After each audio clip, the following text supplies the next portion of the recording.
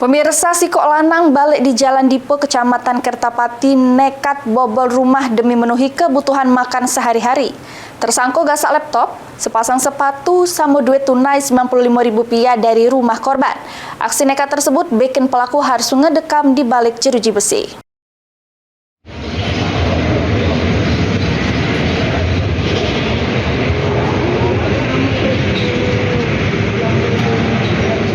Inilah Viko Nur Rohim, lanang berumur 19 tahun, salah satu warga yang balik di Jalan Dipo, Kecamatan Kertapati, Palembang, yang ditangkap anggota Reskrim Polsek Kertapati sesudah melakukan aksi maling dengan ngebobol rumah warga.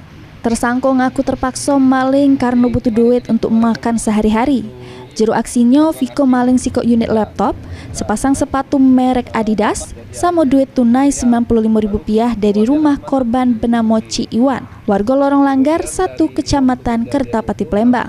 Kapolsek Kertapati AKP Angga Kurniawan pas diwawancarai ngebener ke penangkapan tersebut. Angga nyebut kemalingan terjadi pada Selasa dalu tanggal 19 November 2024 liwat.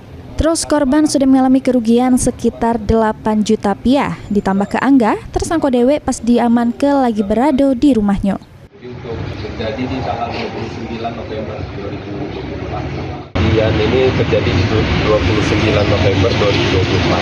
Kemarin kami dapat informasi bahwa pelaku pencurian ini yang membobol rumah itu masuk ke wilayah Kertapati. Kemarin masih diamankan. Modusnya jadi modusnya itu dia masuk lewat jendela belakang, kemudian masuk, di situ dia langsung ambil barang-barang.